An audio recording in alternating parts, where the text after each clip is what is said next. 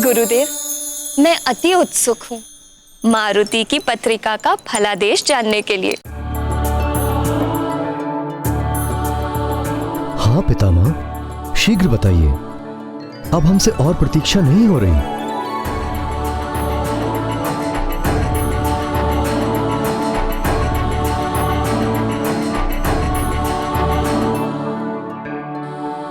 ये मेरे प्रपौत्र की जन्म पत्रिका है। इस शुभ कार्य को आप ही कीजिए मुनिवर। बड़े आश्चर्य की बात है देवगुरु, आप कब से परिवार की मोह माया में बंधने लगे?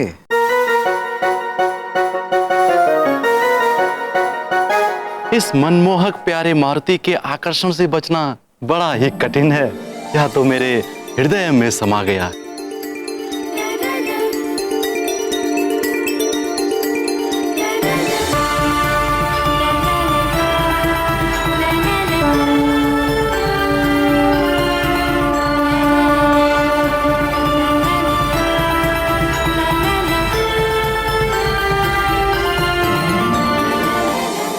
मतंग मुनि ने सभी अतिथियों के समक्ष मारुति की कुंडली का फलादेश पढ़कर सुनाया, जिसे सुनकर सभी हर्षित हो उठे।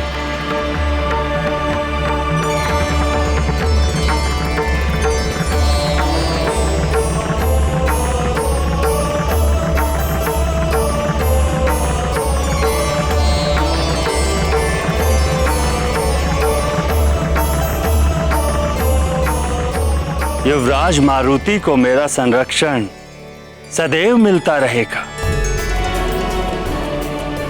जब भी मारुति को मेरी आवश्यकता होगी, मैं सदैव उसके साथ रहूंगा।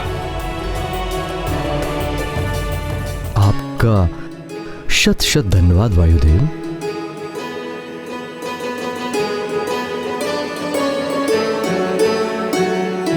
कल्याण हो।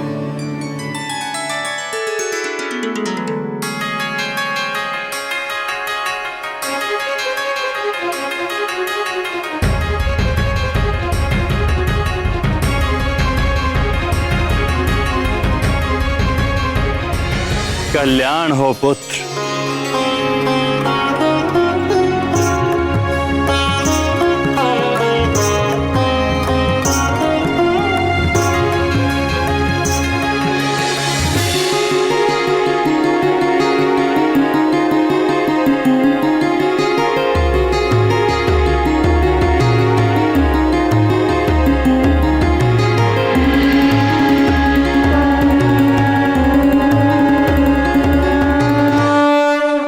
महाराज, प्रजा युवराज के दर्शन के लिए अत्यंत व्याकुल हो रही है और कड़ी धूप में प्रतीक्षा कर रही है। प्रजा युवराज मारुति का नाम जानने के लिए अत्यंत ही उत्सुक है महाराज। हाँ हाँ, क्यों नहीं। प्रजा का भी उतना अधिकार है जितना हमारा है। चलिए युवराज के प्रजा को दर्शन कराएं। आइए महाराज। केसरी ने अपने साथ देवगुरु बृहस्पति और मतंग मुनि से भी आग्रह किया कि वो भी मारुति के प्रजा दर्शन के उपलक्ष्य में साथ जाएं।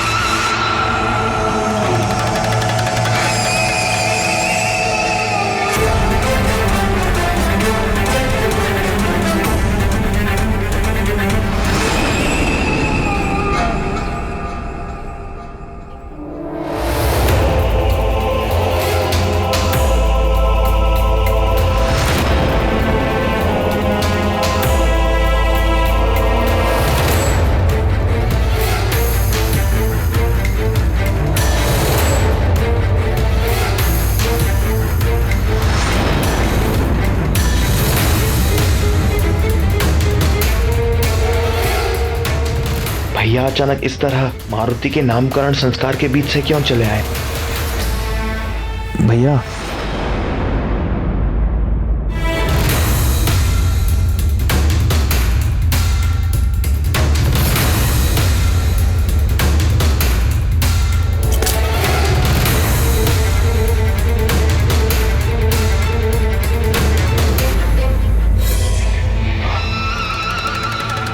भैया जा कहाँ रहे हैं भैया? सुनिए तो।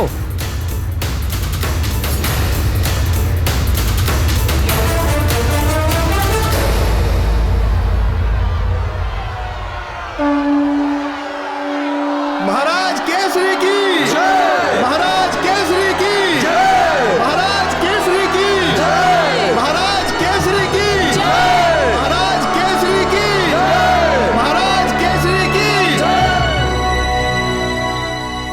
सुमेरु की प्रजा अपने युवराज के दर्शन के लिए अत्यंत व्याकुल हो रही थी। व्याकुल तो सभी हो रहे थे। प्रजा अपने युवराज के दर्शन के लिए व्याकुल थी और शम्भ साधन का पुत्र वृक्षासुर अपने आखेट हेतु व्याकुल था।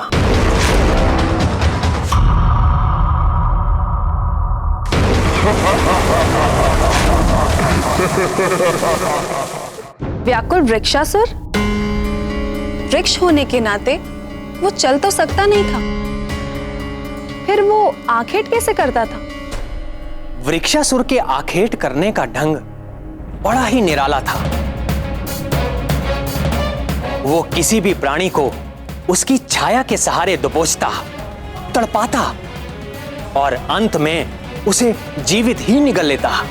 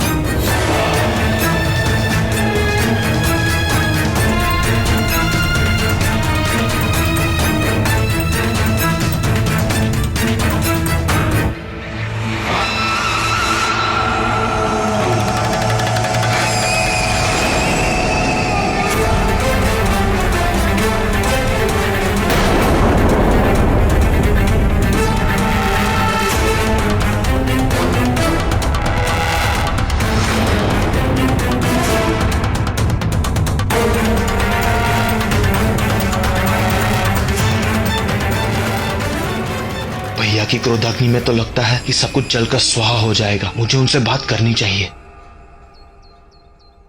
मरकट, मरकट।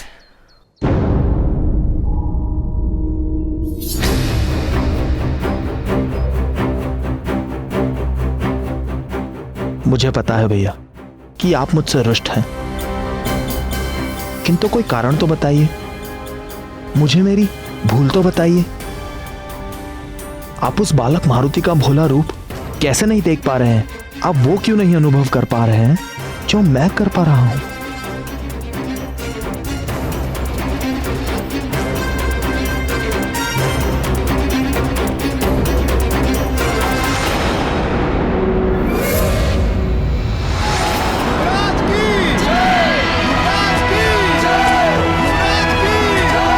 युवराज की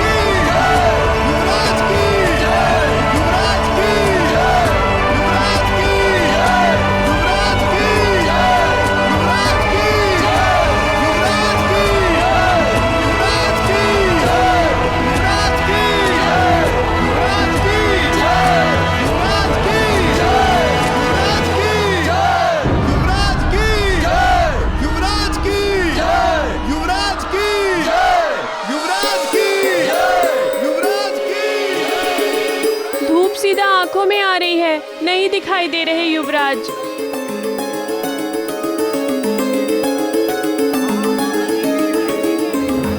हे सूर्यदेव, से प्रार्थना है कि आपका तेज थोड़ा कम कीजिए। हमें हमारे युवराज का दर्शन करना है। हाँ हाँ, हमारे युवराज का दर्शन करना है।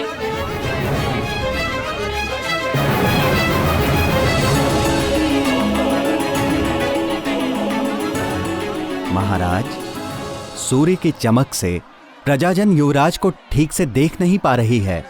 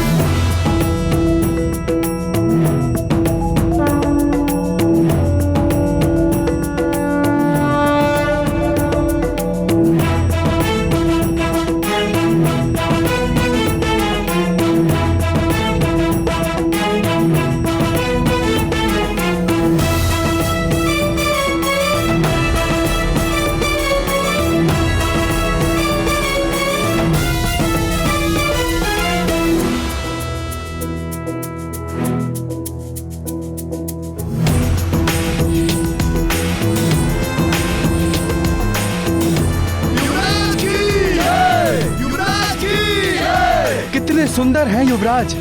युवराज का दर्शन होते ही कितनी ठंडी हवाएं बहने लगी।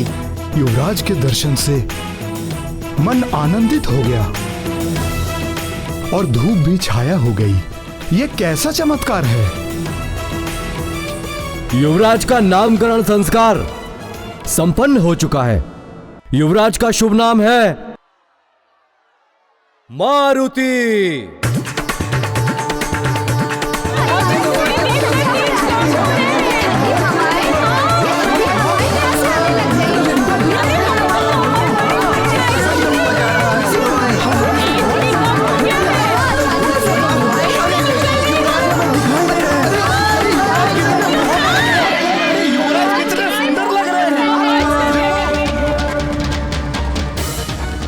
प्रजाजनों की जय जयकार की गूंज के साथ मारुति की परछाई भी सुमेरु पर्वत के अंतिम सीमा तक बढ़ जाती है।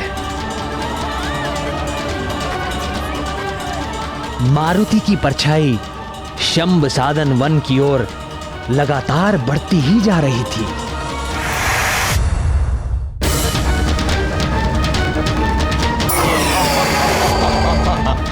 ये कौन सा जीव है इतना बड़ा?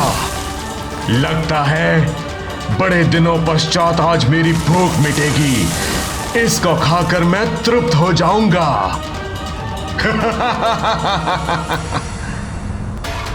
युवराज मारुति की, युवराज मारुति की, युवराज मारुति की, युवराज मारुति की, युवराज मारुति की,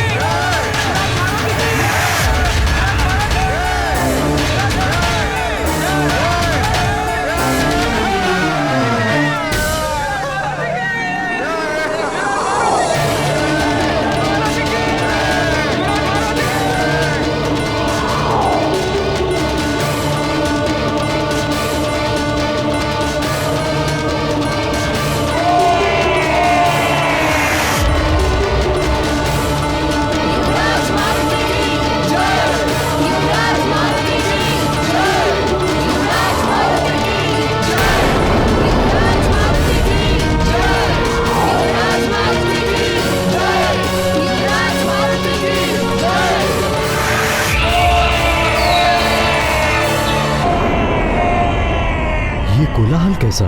पश्चिम वन में सब कुशल तो है मंत्री जी। महाराज, हमारी पश्चिमी सीमा के संभा सदन वन में वृक्षासुर नाम का एक भयंकर राक्षस रहता है। वृक्षासुर? जी महाराज, वो वृक्ष के रूप में रहने वाला एक हिंसक राक्षस है जो प्राणियों को उनकी छाया से पकड़कर अजगर की तरह निगल लेता है। महाराज, ये वृक्षासुर उसी संभ सदन का पुत्र है जिसे आपने मारा था।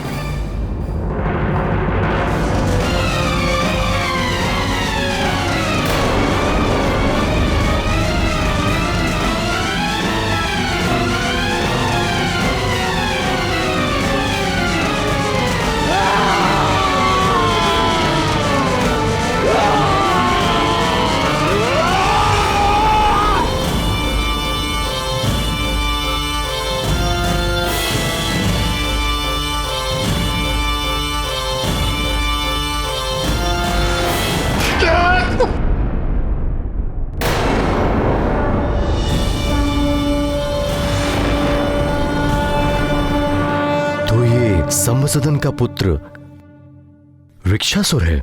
जी महाराज।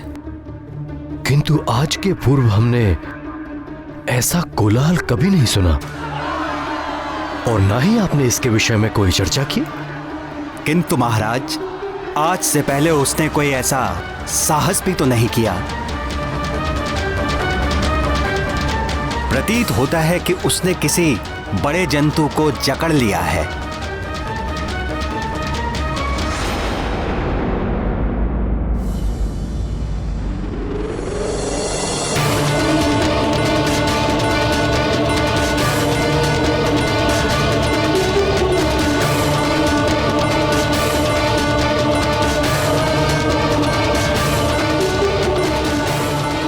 ये क्या?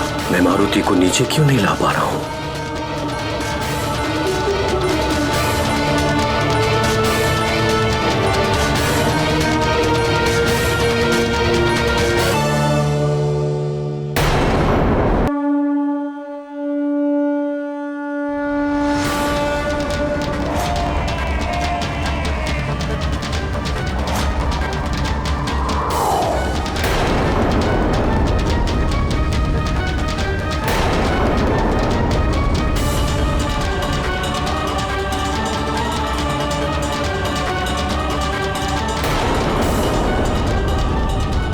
ये क्या? मैं मारुति को नीचे क्यों नहीं ला पा रहा हूं? देखिए, सब युवराज को देखकर कितने प्रसन्न हो रहे हैं।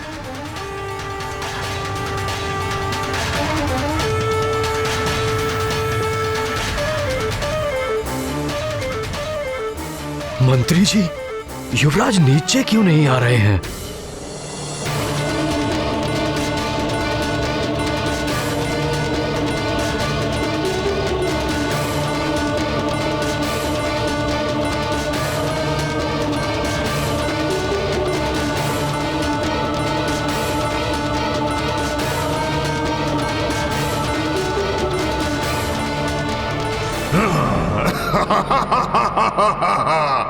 परछाई अब मेरी पकड़ में है।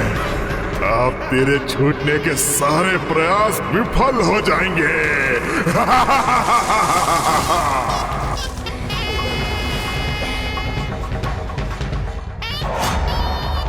ये परछाई तो मैंने जकड़ रखी है, पर कहां गया वो जंतु? मेरी दृष्टि से दूर कहां छिपा है?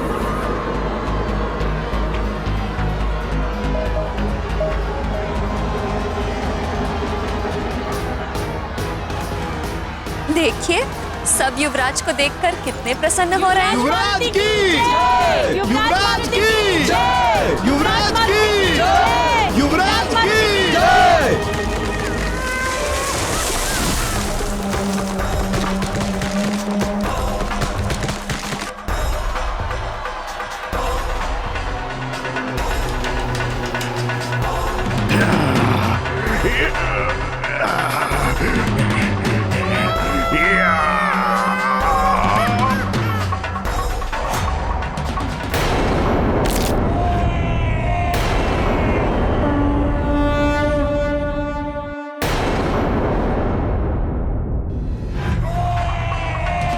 मुझसे चल, तुझे मैं अपना ग्रास अवश्य बनाऊंगा।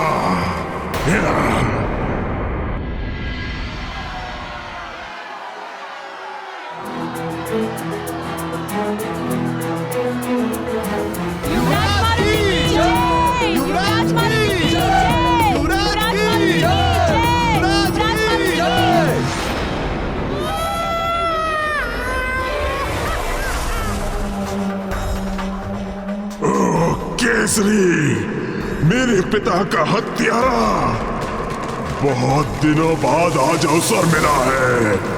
गिन गिन कर ऋण उतारूंगा मैं अपने पिता की हत्या का।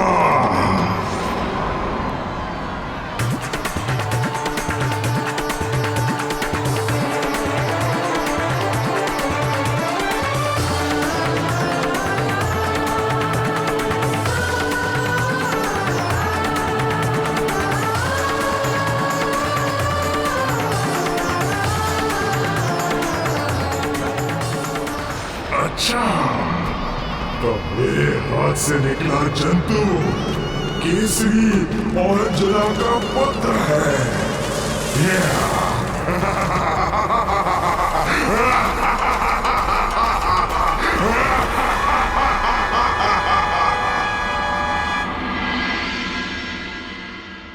नियति अटल है।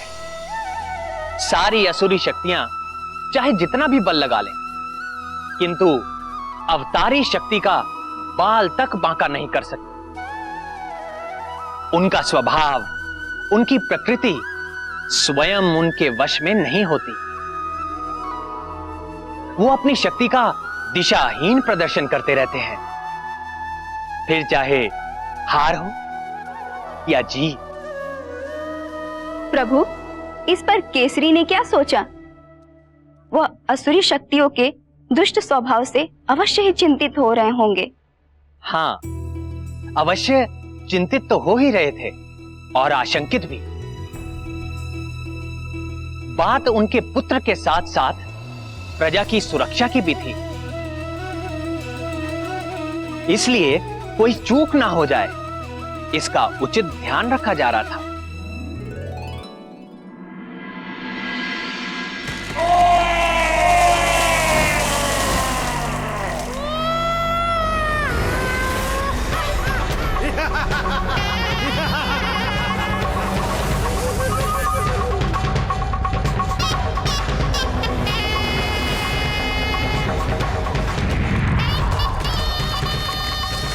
हिंसक वन्य जीवों की चित्कार से शंभ साधन वन और भी अधिक भयानक लगने लगा है। चित्कार से ऐसा प्रतीत हो रहा है जैसे कोई संग्राम के लिए ललकार रहा हो।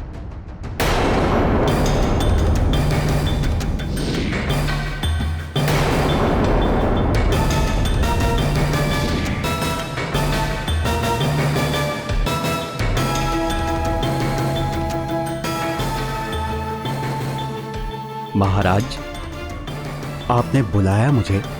आज प्रातःकाल जो घटना घटी है उसे लेकर मैं बहुत चिंता में हूं मंत्री जी। जब प्रजा को हम मारुति के दर्शन करा रहे थे, तब मारुति कुछ क्षण के लिए हवा में अटक से गए थे। अपना बल प्रयोग करने के बाद भी मैं स्वयं अपने पुत्र को नीचे नहीं उतार पा रहा था। क्या ये उसी आसुरी शक्ति का प्रभाव तो नहीं? निश्चित ही इस घटना के पीछे वृक्षासुर की आसुरी शक्तियों का प्रभाव होगा महाराज। छल और बल का बड़ा ही महारथी है वो दुष्ट।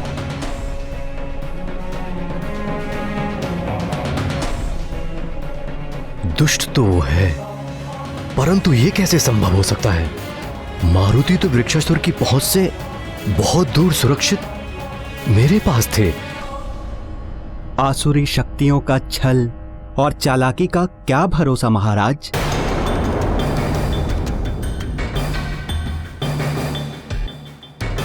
पर संबसदन कुल के साथ समझौते के कारण हमारे राज्य का एक पक्षी भी उस वन की सीमा को पार करके नहीं गया। इसलिए उनका हमारा क्षेत्र में आने या मारुति को किसी भी प्रकार की हानि पहुंचाने का कोई कारण ही नहीं होता। इन आसुरी शक्तियों का छलवरे कार्य का मेरे साथ क्या संबंध हो सकता है? आपका कथन उचित है महाराज। शंभ सदन के वन में से किसी ने भी आज तक उस समझौते का उल्लंघन नहीं किया है, पर उन पर विश्वास करे भी तो कैसे? हमें चारों ओर दृष्टि रखते हुए हर प्रकार से सतर्क रहना होगा महाराज। उचित है, पर सुमेरु राज्य की सीमा पर खड़े शंभ सदन के पुत्र वृक्षासुर की गतिविधियों पर कड़ी से कड़ी दृष्टि रखनी होगी। जी।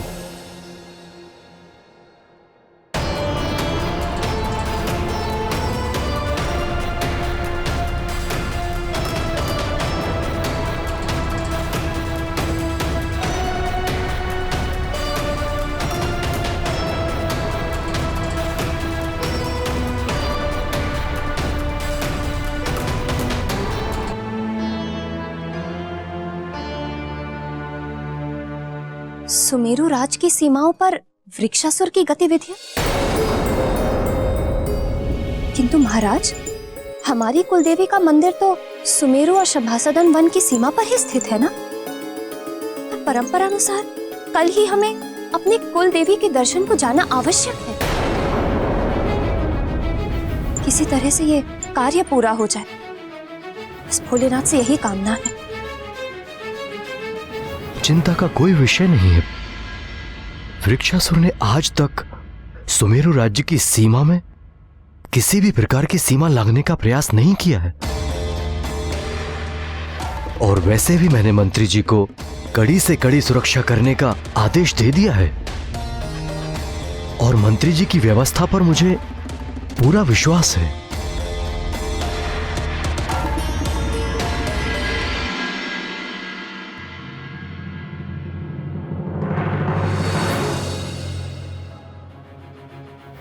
निश्चित ही कल मारुति की सुरक्षा की विशेष व्यवस्था करनी होगी। सुरक्षा में किसी भी प्रकार की असावधानी ठीक नहीं।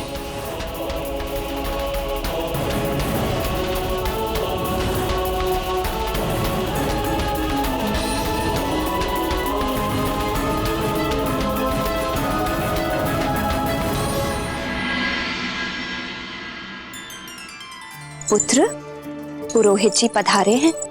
कुलदेवी ललिता अम्बा के मंदिर जाने से पूर्व हमें यही भवन में कुछ विशेष विधि विधान से पूजा करनी है। माँ, विशेष पूजा? मुझे भी ये विधान और पूजा करनी है। हाँ पुत्र।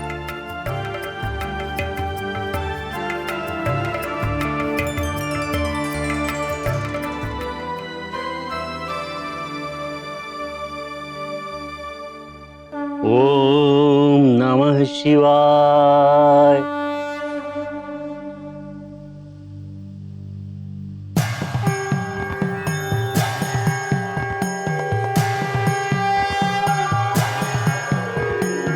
ओम सद्यो जातं प्रपद्यामि सद्यो जाताय वै नमो नमः। भवे भवे नाति भवे भवस्व मां भवोद्भवाय नमः।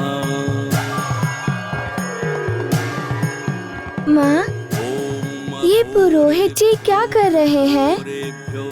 घोर घोर तरेभ्यः सर्वेभ्यः। महादेव पृथ्वी, अग्नि, जल, आकाश और वायु के सार तत्व को धारण करते हैं। भस्म के माध्यम से वे सारे जगत का ग्रहण करते हैं। पुरुषाय विद्महे महादेवाय धीमहि। महादेव शिव को भस्म का श्रृंगार सर्वप्रिय है पुत्र। उनके श्रृंगार के लिए पुरोहित जी ने बेल, शमी, पीपल, बड़ और अमलतास के पेड़ के काष्ठ को शिव मंत्र का उच्चारण करते हुए जलाकर भस्म को तैयार किया है वही भस्म शिवलिंग के पास पड़े कलश में रखा है। महाकाय महाकाल जगतपते महाकाल और अब पुरोहित जी उस भस्म को पीले वस्त्र में बांधकर एक पोटली बना रहे हैं। महाकाल महादेव महाकाल महाप्रभो महाकाल महारुद्राय महाकाल नमोस्तुते महाकाल महाज्ञान महाकाल तमोपहन।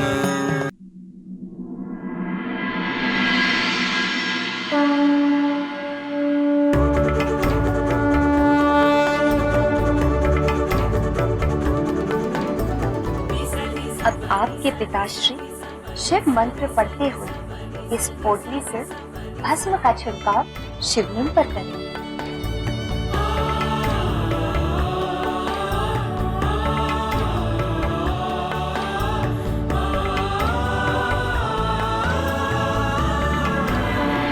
ओम सत्यो जातं प्रपद्यामि सत्यो जाताय वै नमो नमः।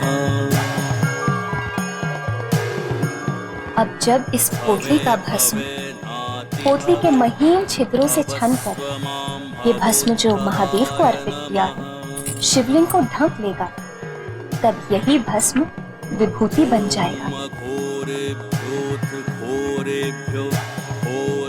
महादेव जो त्रिपुंड पाने मस्तक पर धारण करते हैं उसमें ब्रह्मा, विष्णु और रुद्र के 4 तत्व समाहित हैं।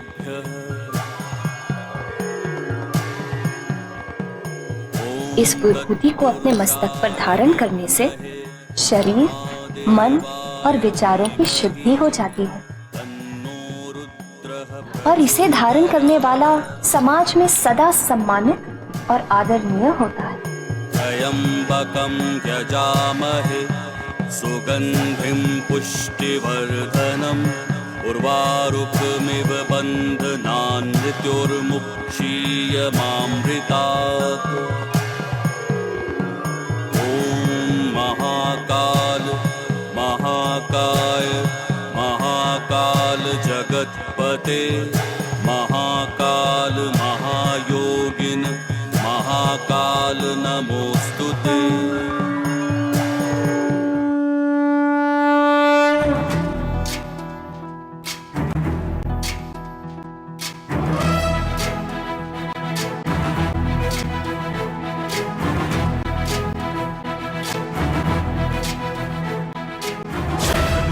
ज्ञान गुण सागर जय कपीसति लोक उजागर जय हनुमान ज्ञान गुण सागर जय कपीसति लोक उजागर दूत अतुलित बल धामा अंजनी पुत्र पवन सुत नामा महावीर विक्रम बजरंगी कुमति निवार सुमति के संगी जय हनुमान ज्ञान गुण सागर जय कपीसति लोक उजागर जय हनुमान ज्ञान गुण सागर जय कपीसति लोक उजागर रंजन भरन विराज सुबेसा कानन कुंडल कुंचित केसा हाथ वज्र और ध्वजा विराजय कांधे मूंज जनेऊ साजय जय हनुमान ज्ञान गुण सागर जय कपीसति लोक उजागर जय हनुमान ज्ञान गुण सागर जय कपीसति लोक उजागर जय। शंकर सुवन केसरी नंदन तेज प्रताप महाजगवंदन शंकर सुवन केसरी नंदन तेज प्रताप महाजगवंदन विद्यावान गुणी अति चातुर राम काज करिबे को आतुर विद्यावान गुणी अति चातुर राम काज करिबे को आतुर प्रभु चरित सुनबे को रसिया प्रभु चरित सुनबे को रसिया राम लखन सीता वन बसिया।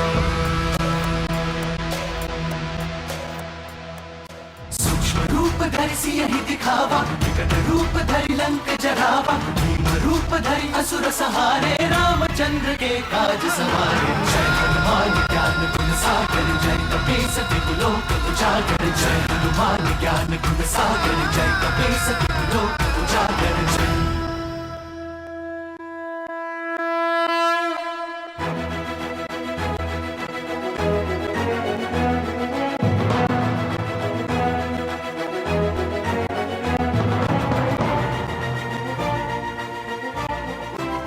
पुत्र मारुति, ये क्या किया? हो गई शुद्धि।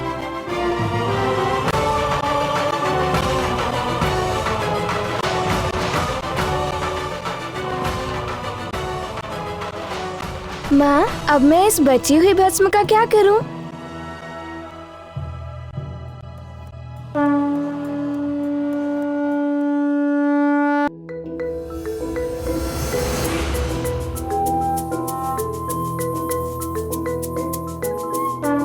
युवराज, ये मुझे दे दीजिए।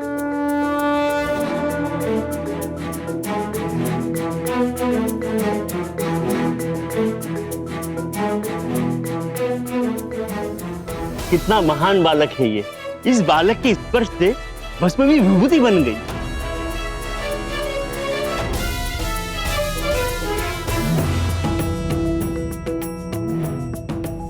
देख रहे हैं आप आपके पुत्र की नवीन लीला।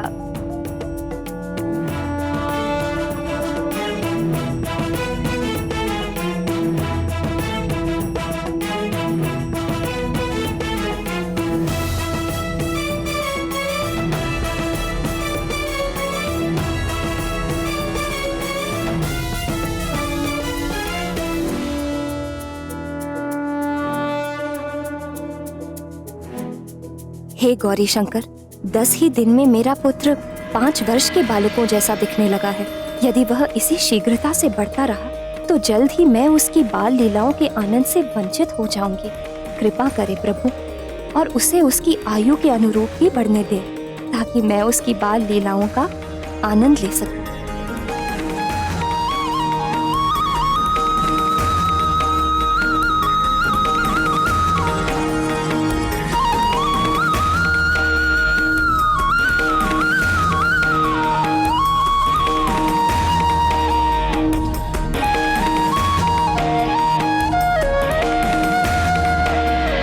युवराज, ये मुझे दे दीजिए।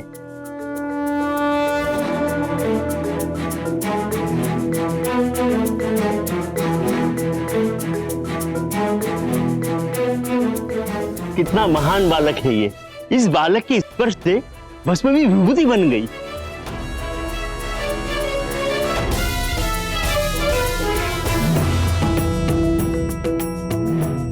देख रहे हैं आप आपके पुत्र की नवीन लीला।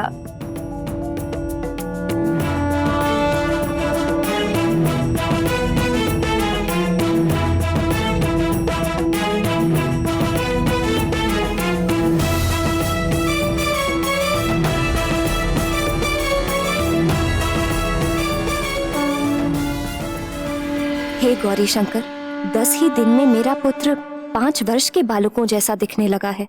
यदि वह इसी शीघ्रता से बढ़ता रहा तो जल्द ही मैं उसकी बाल लीलाओं के आनंद से वंचित हो जाऊंगी। कृपा करे प्रभु और उसे उसकी आयु के अनुरूप ही बढ़ने दे, ताकि मैं उसकी बाल लीलाओं का आनंद ले सकूं।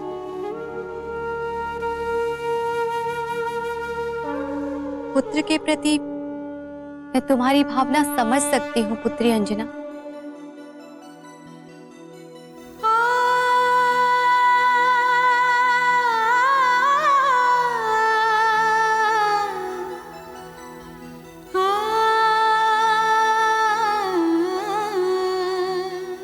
हे भोलेनाथ, अंजना पुकार रही है। हमें उसे उसकी आशा से परे नहीं करना चाहिए।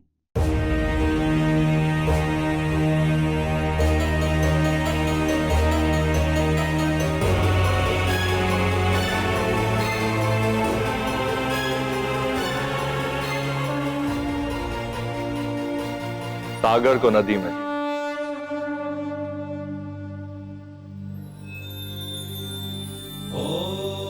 और आकाश को तिनके की नोक पर आज तक क्या कोई रख सकता है प्रिय? ओम नमः शिवाय, ओम नमः शिवाय। किंतु अंजना की चिंता भी तो समझिए प्रभु। मारुति और श्री राम के मिलन में अभी समय है, और यदि इसी गति से मारुति के आकार में वृद्धि होती रही तो श्री राम से मिलने तक उनके जीवन का उद्देश्य क्या होगा?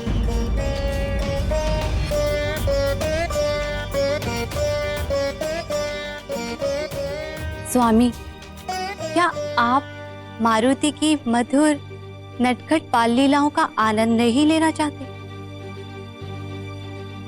प्रिय, मैं स्वयं मारुति की बाल लीलाओं से नित्य आनंदित होता रहता हूँ। हे नाथ, आपसे विनती है, अब तो अंजना की प्रार्थना स्वीकार कीजिए प्रभु।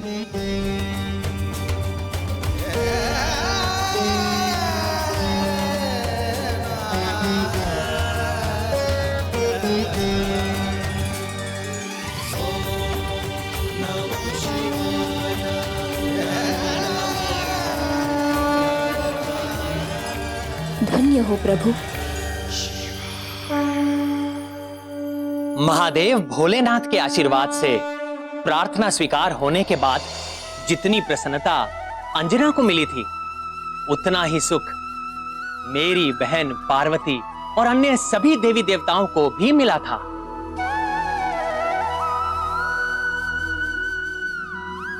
किंतु शंभ साधन वन में वृक्षासुर मारुति के वन के निकट आने की ताक में था।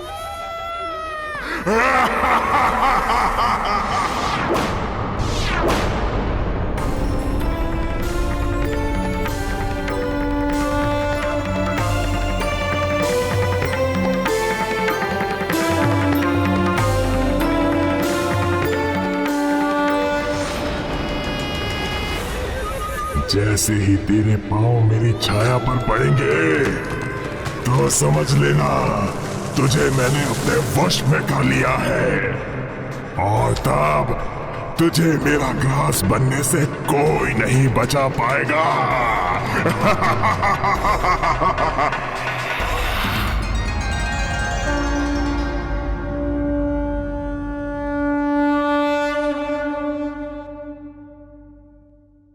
ये किनका मंदिर है? देवी ललिता अम्बा का। ये देवी ललिता अम्बा कौन है? हमारी कुल देवी है।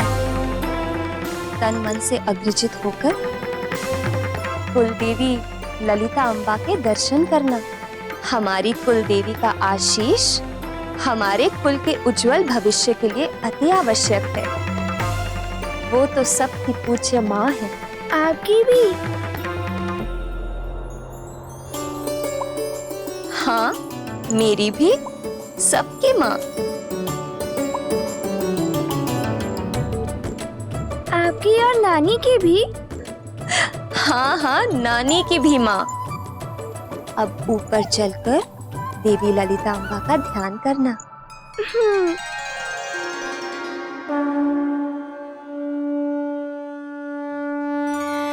देवी ललिता अम्बा बहुत शक्तिशाली है ना माँ?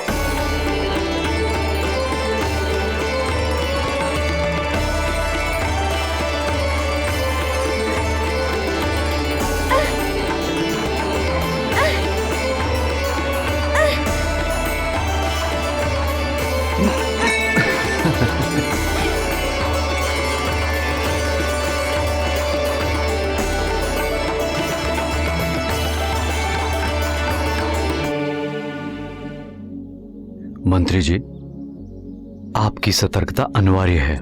पूरी तरह चौकन्ना रहिए। महाराज, हम पूरी तरह से सतर्क हैं।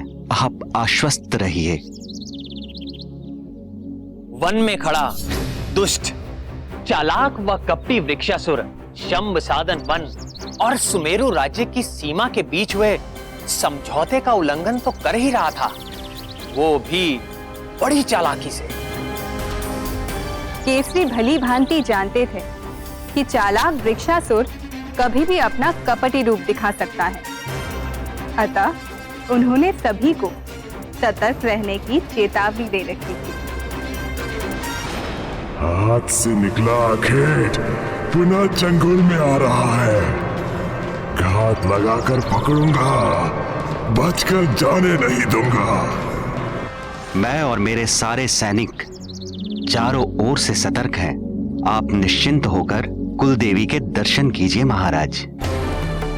पर इस जगह की शांति को देखकर अभी तक तो वृक्षासुर के अतिक्रमण का आभास नहीं हो रहा है। जी महाराज।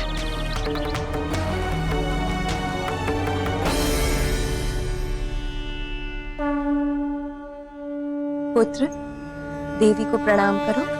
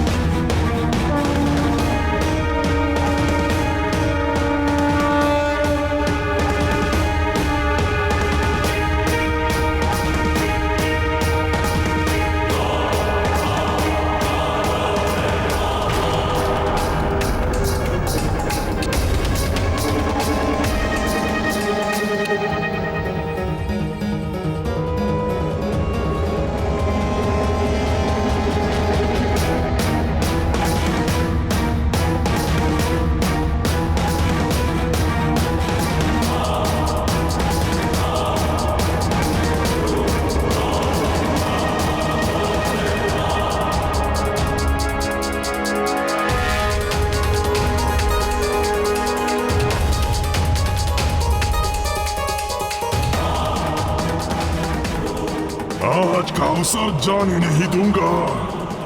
आज अपने पिता की मृत्यु का बदला अवश्य लूंगा।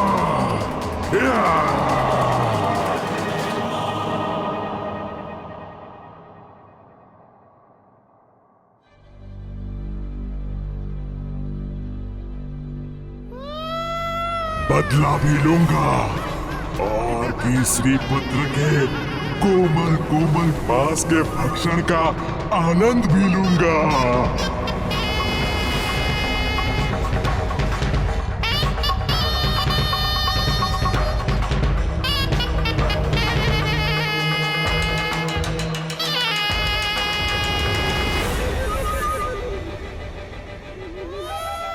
मारुति अंततः सुमेरु और शंभ साधन वन के सीमा के घेरे के निकट पहुंच जाता है।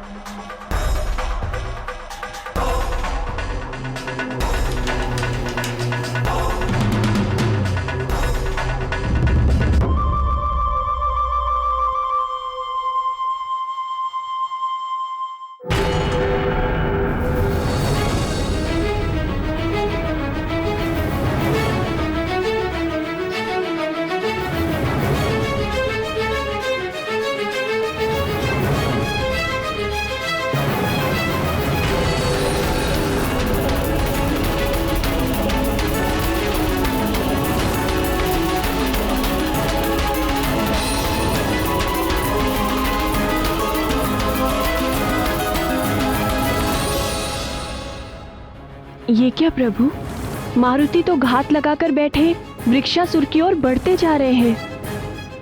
अब आगे क्या होगा समझ नहीं पा रही हूँ। ये भ्रम है।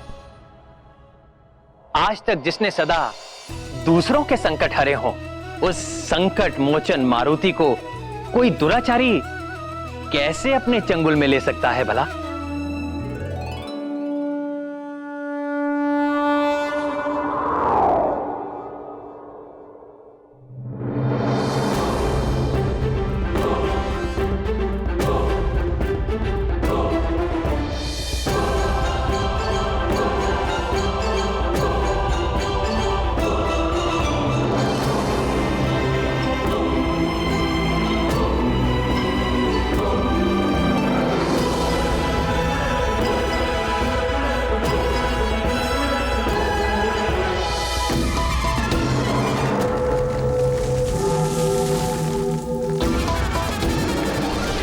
भगवान श्री विष्णु के छठे अवतार भगवान परशुराम की कथा सुनाऊंगा। परशुराम की कथा सुनाऊंगा। भगवान परशुराम की कथा सुनाऊंगा। परशुराम परशुराम परशुराम।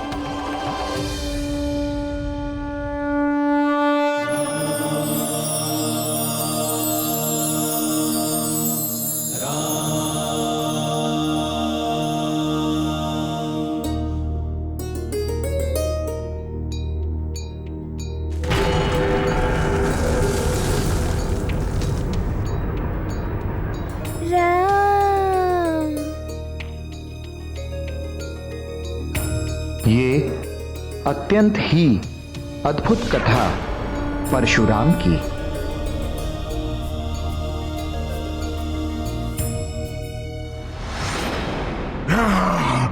ऐसे कैसे संभव हुआ? कैसे निकल गया हाथ से? किंतु कथा सुनाने से पूर्व मुझे बताओ कि भगवान श्री विष्णु का त्रिअक्षरी मंत्र किस किस को स्मरण है? सुषेण तुम कहो। हरिओम। उत्तम, अति उत्तम। अब बताओ भगवान श्री विष्णु का अष्टाक्षरी मंत्र किस किस को स्मरण है?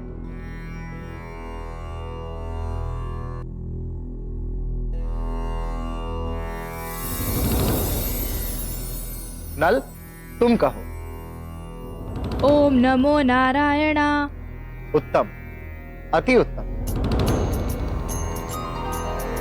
सिन्दूरारुण विग्रहं त्रिनयनं माणिक्यमौलिस्फुरत् तारानायक शेखरं स्मितमुखीमापि नभक्षोरुहां पाणिभ्यामलिपूर्णरत्नचषकं रक्तोत्पलं बिभ्रतिं सौम्यां रत्नघटस्थरक्तचरणां ध्यायेत् परामम्बिकां। पुत्र मारुति, आओ तुम भी।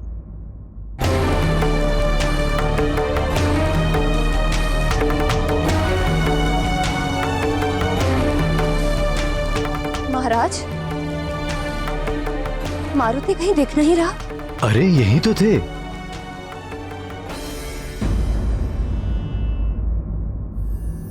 अब बताओ भगवान श्री विष्णु का द्वादशाक्षरी मंत्र किसे स्मरण है?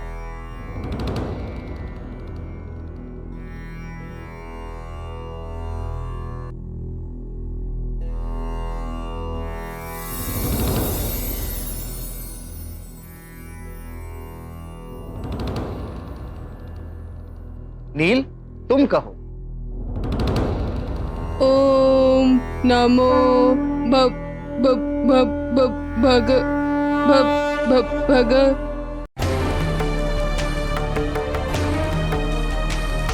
मारुति, मारुति, मारुति, मारुति, मारुति।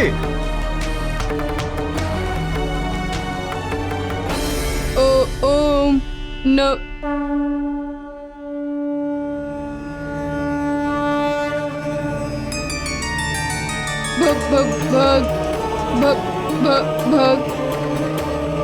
ओम नमो भगवते वासुदेवाय।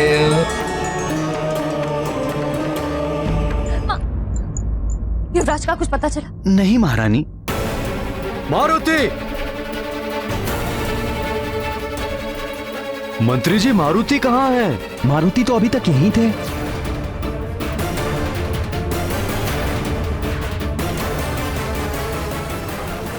ओम नमो वासुदेवाय नमः।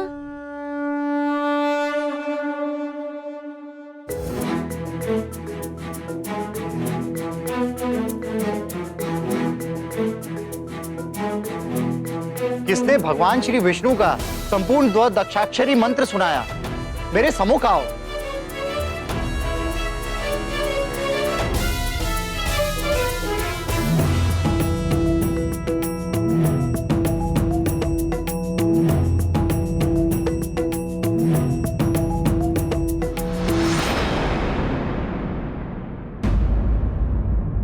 हृदयनाथ, द्वादशाक्षरी मंत्र तो मारुति ने देवी सरस्वती के मुख से गर्भ अवस्था के समय ही सुन लिया था और वह मंत्र मारुति को पूरा पूरा स्मरण था। केवल मारुति ही नहीं,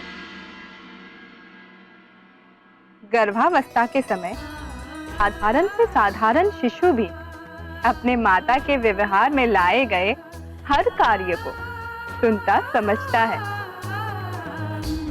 और अपने स्वभाव में धारण करता है। यह सत्य है। शिशु के उज्जवल भविष्य को ध्यान में रखकर माता को भी अपना व्यवहार सदा अच्छा रखना चाहिए। माँ यदि चाहे तो गर्भावस्था में ही अपने शिशु का भविष्य रच सकती है। मारुति जैसे बुद्धिमान व पराक्रमी संतान को पाकर अंजना और केसरी ने अवश्य ही सौभाग्यशाली होने का गौरव प्राप्त किया है। निस्संदेह मारुति जैसे पुत्र को पाना किसी भी माता पिता के लिए सौभाग्य की ही तो बात है। रुको रुको। प्रणाम ऋषिवर। प्रणाम ऋषिवर। यशस्वी भव नन्हे युवराज मारुति, आपका भी हार्दिक स्वागत है। मुझे प्रसन्नता है कि युवराज मारुति ने पाठशाला में आते ही अपनी कुशाग्र बुद्धि का परिचय दिया है। बिना शिक्षा प्रारंभ किए ही इन्हें जो मंत्र ज्ञात है वो हमारी कक्षा के किसी भी विद्यार्थी को स्मरण नहीं था। ये अवश्य ही युवराज के उज्जवल भविष्य के लक्षण हैं। मेरा शुभाशीष सदैव युवराज के साथ है।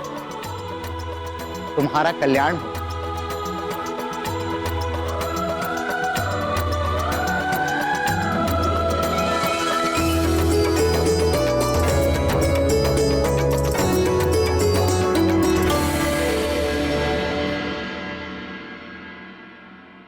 माँ, ये पाठशाला क्या होती है? पाठशाला विद्या का मंदिर होता है, जहाँ शिक्षा और ज्ञान की बातें बताई जाती हैं।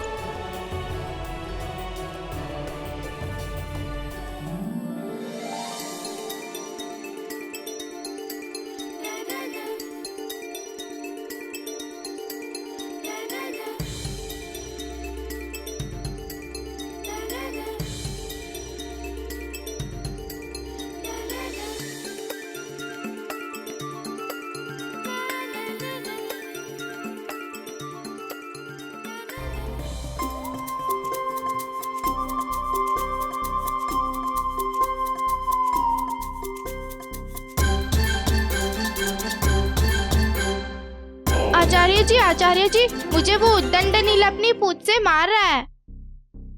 नील, तुम्हें ऐसा नहीं करना चाहिए। उनकी पूंछ तो देखो। महाराज, राज्य की सीमा पर स्थिति तो अभी शांत है, पर सामान्य नहीं। कुछ ना कुछ तो है जो संदेह उत्पन्न कर रहा है। यहां तो सब ठीक है ना? मुझे तो संदेह है महाराज।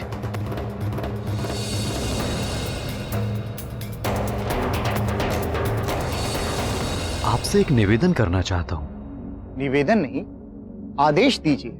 हमें प्रसन्नता होगी। सुरक्षा बस यदि आप बच्चों की पाठशाला की कक्षा राजभवन की वाटिका में लगाएं और वहीं पाठ पढ़ाने की कृपा करें तो ये राज्य की सुरक्षा के हित में रहेगा। ऐसा ही होगा महाराज, आप निश्चिंत रहिए। शीघ्र ही विद्यार्थियों की पाठशाला की कक्षा राजभवन की वाटिका में लगी। प्रणाम ऋषिवर।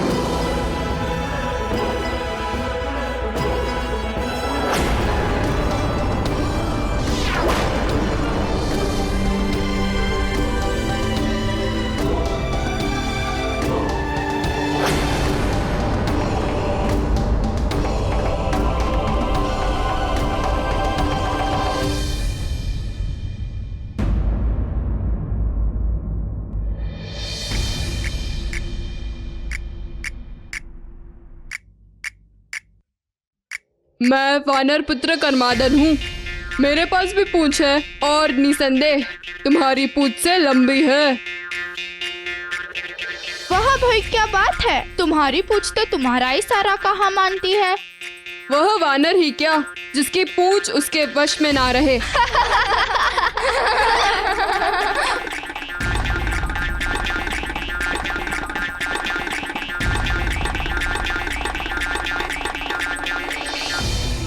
बालक मन की दुविधा जितनी सरल होती है, उसका उत्तर ढूंढना उतना ही अधिक कठिन होता है। मारुति के साथ भी अब कुछ ऐसा ही होने वाला था। उनका मन अब व्याकुल था।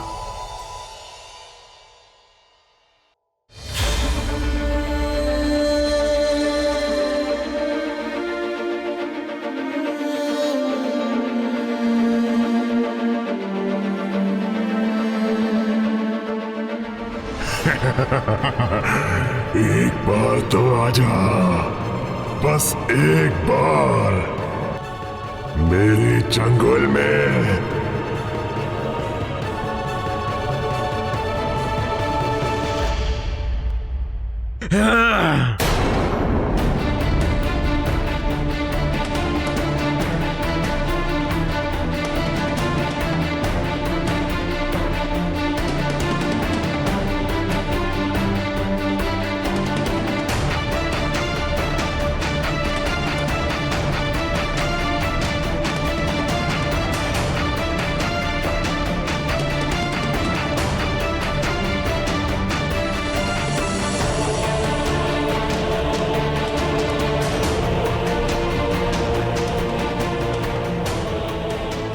हमारी संतानें ही हमारा भविष्य है।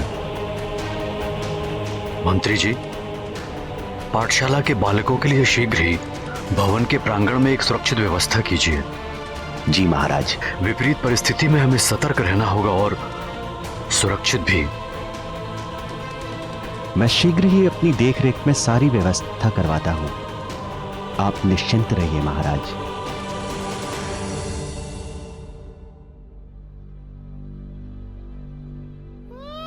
यदि एक बार भी आया तो तेरे कोमल कोमल मांस को चबाकर ही मुझे संतोष मिलेगा।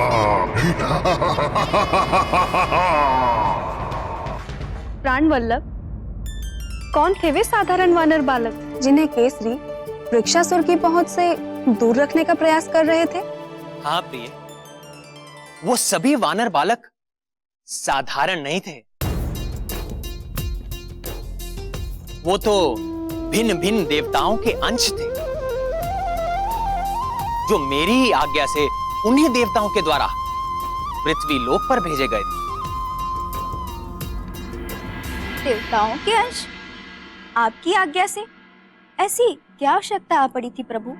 हाँ प्रिय, आवश्यकता तो आ ही पड़ी थी। बात उस समय की है जब अत्याचारी रावण के आतंक से दुखी और त्रस्त होकर ब्रह्मदेव के साथ सभी देवता, यक्ष, गंधर्व और भूदेवी वैकुंठ लोक में मेरे नारायण स्वरूप से मिलने आए थे, तब मैंने ही उन देवताओं को अपने रामावतार के समय अपने अपने अंश को पृथ्वी लोक पर भेजने की आज्ञा दी थी। हे प्रभु, क्या उस आतताई से हमें कभी मुक्ति नहीं मिल पाएगी? आप निराश न हो ब्राह्मण।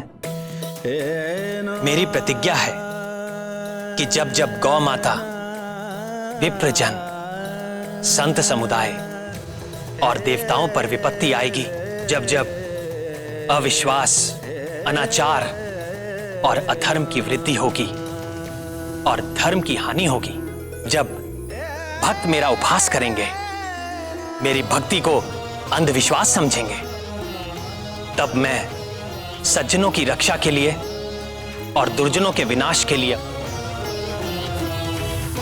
यज्ञ की वैदिक मर्यादा और धर्म की स्थापना के लिए मैं अवतार लूंगा। अहंकार सदैव पतन का कारण होता है। रावण के भी विनाश का कारण उसका अहंकार बनेगा, क्योंकि शीघ्र ही मैं मनुष्य रूप में अवतार लेकर दुराचारी रावण का वध कर दूंगा। हे पुरुषोत्तम, हमें क्या करना होगा? आदेश दीजिए प्रभु। आप सब भी पृथ्वी पर अपने अपने अंशों से वानर कुल और ऋक्ष कुल में अवतार लीजिए। समय आने पर रावण के विरुद्ध धर्म युद्ध में मैं आपकी सहायता लूंगा। मेरा ये अवतार मर्यादा पुरुषोत्तम के नाम से प्रसिद्ध होगा। अच्छा नाथ, उन देवताओं ने किस किस रूप में अपने अंश को पृथ्वी पर भेजा? प्रिय, राम कार्य में सहायता के लिए ब्रह्मदेव के पुत्र प्रिय जामवंती के पिता और मेरे ससुर ऋक्षराज जामवान तो पहले से ही पृथ्वी पर उपस्थित थे, और महादेव शिव ने भी अपने अंश को अंजनी पुत्र मारुति के रूप में इस धरती पर भेजकर हम सबको धन्य कर दिया था।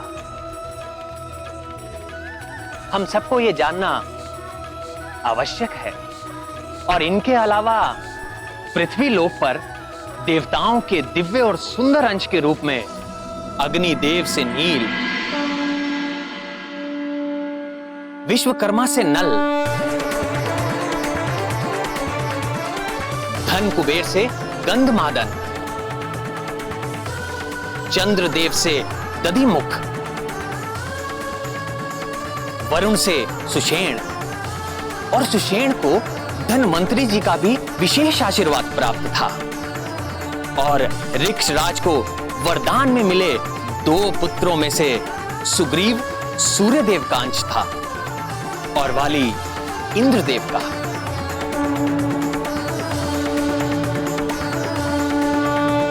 मेरे महादेव भोलेनाथ के अंश मारुति इन सभी देवांश वानरों में से सबसे अधिक ज्ञानी, महाबली, श्रेष्ठ और मेरे प्रिय भक्त,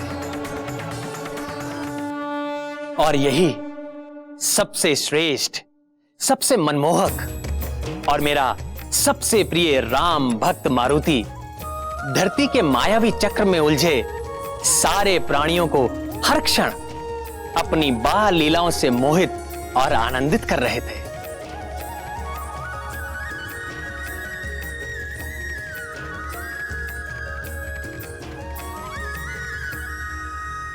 और वृक्षासुर मारुति को जकड़ने हेतु व्याग्र हो रहा था।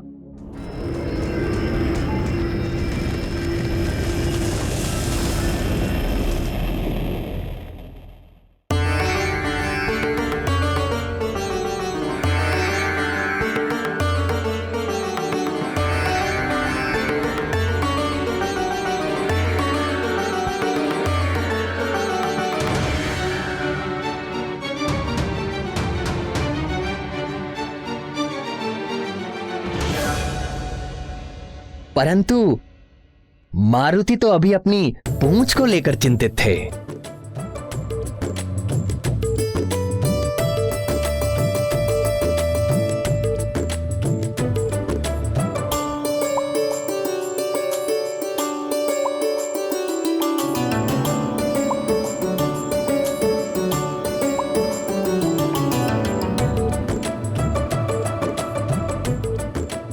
उनकी पूंछ तो देखो, उनकी पूंछ तो बड़े काम की है।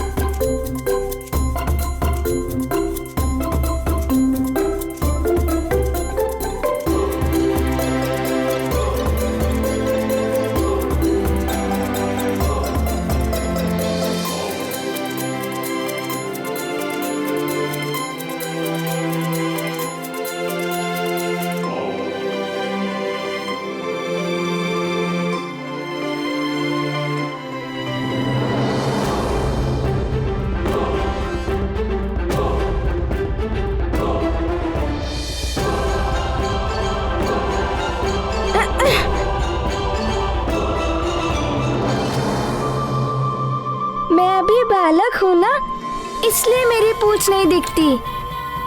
हो सकता है जब मैं पिताजी की तरह बड़ा और बलवान बनूंगा तब मेरी पूंछ भी बड़ी हो जाएगी।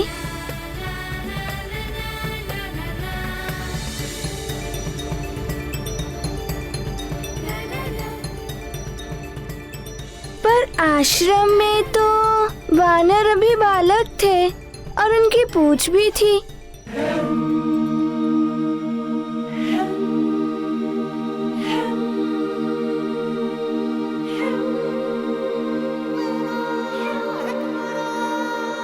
किंतु मेरी क्यों नहीं दिखाई देती? हे हृदयनाथ, पाठशाला जाने से पूर्व भी तो मारुति ने अपने आसपास किसी की पूंछ देखी होगी, प्रतिक्रिया उनकी तब क्यों नहीं हुई? स्मरण कीजिए देवी, आप भूल रही हैं कि मारुति अभी कुछ ही दिनों के थे, किंतु दिखते थे 5 वर्ष के, और इससे पहले वो किसी बालक से मिले भी नहीं थे। इसीलिए जब पाठशाला में पहली बार उनकी दृष्टि अन्य बालकों की पूंछ पर पड़ी तो उनका ध्यान अपनी पूंछ पर चला गया।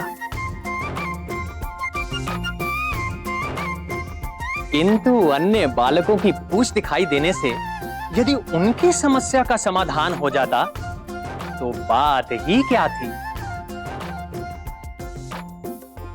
उनका चंचल बाल मन स्वयं ही प्रश्न करता और स्वयं ही उत्तर देता। इसी प्रकार प्रश्न और उत्तर के चक्र में उलझकर वो पुनः प्रश्न करने लगे। समझ गया, अवश्य पाठशाला जाने पर ही पूंछ मिलेगी। मैं भी पाठशाला जाऊंगा, मुझे भी पूंछ मिलेगी। किंतु मैं तो पाठशाला जाता ही नहीं, इसीलिए मेरी पूंछ नहीं दिखती।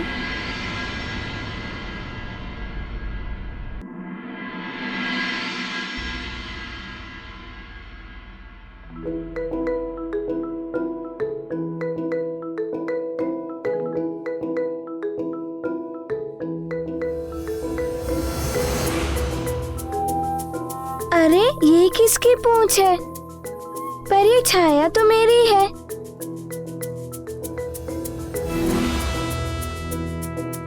ये पूंछ मेरी परछाई के साथ चिपक कर क्यों चल रही है?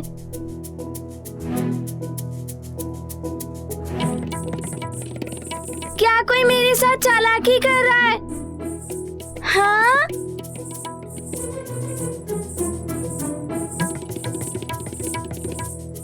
यहाँ तो दिखाई दे रही है, पर घूमकर देख रहा हूँ तो नहीं दिख रही है।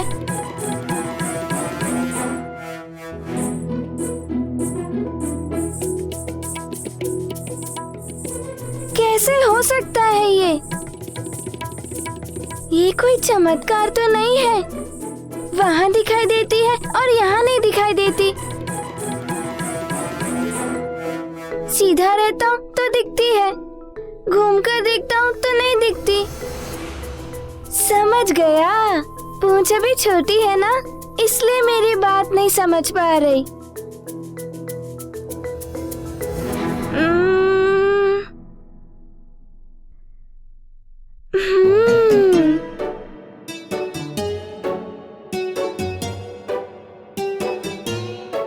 अरे पूंछ तो छुप गई। कभी आती है कभी छुप जाती है। अवश्य कोई मेरे साथ नाटक कर रहा है। कौन मेरे साथ नाटक कर रहा है? किसने मेरी पूंछ को छुपाया? बालक जानकर ही कोई नाटक कर रहा है मुझसे।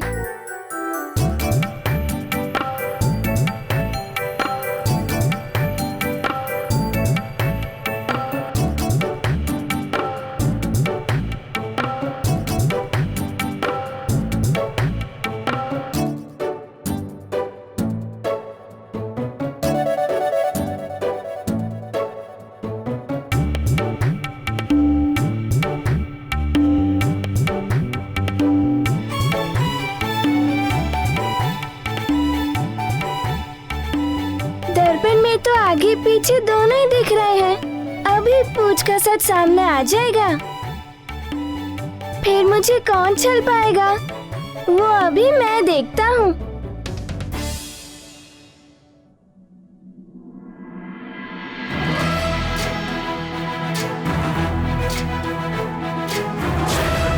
ज्ञान गुण सागर जय कपीस दिवलोक उजागर। जय हनुमान ज्ञान गुण सागर जय कपीस दिवलोक उजागर। दूत अतुलित बल धामा अंजनी पुत्र पवन सुत नामा। महावीर विक्रम बजरंगी कुमति निवार सुमति के संगी। जय हनुमान ज्ञान गुण सागर जय कपीस दिवलोक उजागर। जय पवन तनय संकट। अरे मेरी पूंछ तो मुझसे ही जुड़ी हुई है। अब तक जो मैं देख नहीं पा रहा था, मेरी पूंछ मुझसे जुड़ी हुई थी। राम लखन से